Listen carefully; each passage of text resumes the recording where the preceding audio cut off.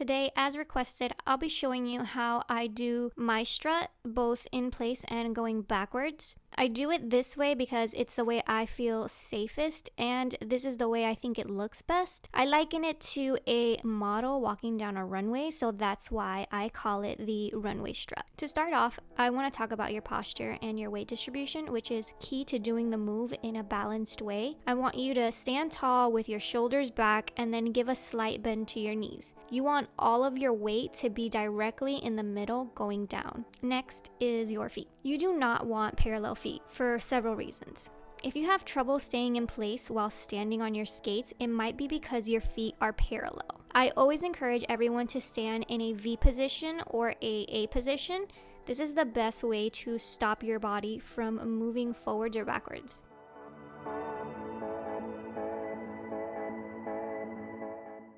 It's also very difficult to keep balance, to bend your knees and not to clip your own wheels if your feet are straight and stepping right in front of each other like this.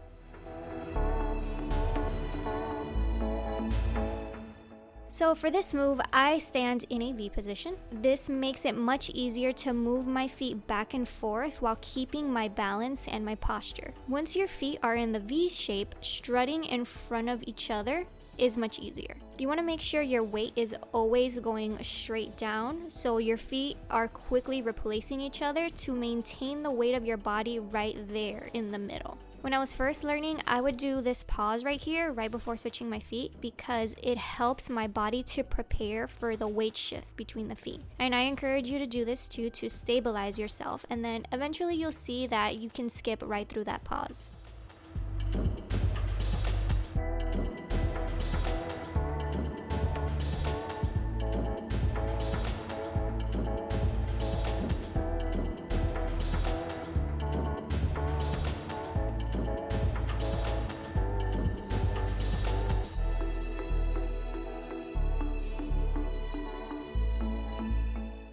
I slowed down this video and tap which leg your weight should be on. Notice the weight is on the leg that is directly below the body. The other leg should move freely and only receive the weight once it's in the position under the body. Once you're more comfortable, you can speed it up and add a little bounce to it. To prep you to go backwards, make sure you can skate backwards in general. So start with your backward bubbles and then learn to carve with one leg. Carving is important because it is how you maintain and gain momentum while you're skating backwards.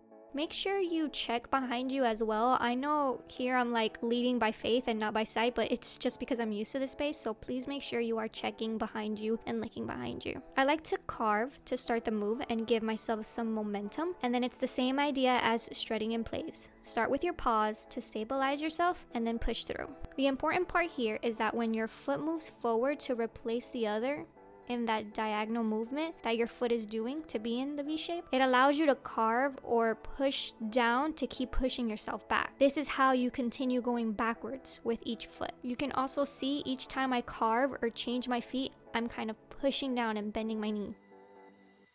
Again, when you're comfortable, you can go faster and clean up the movements. Slowly you learn how to do all of this stuff in a more subtle and faster way so that it looks a lot cleaner.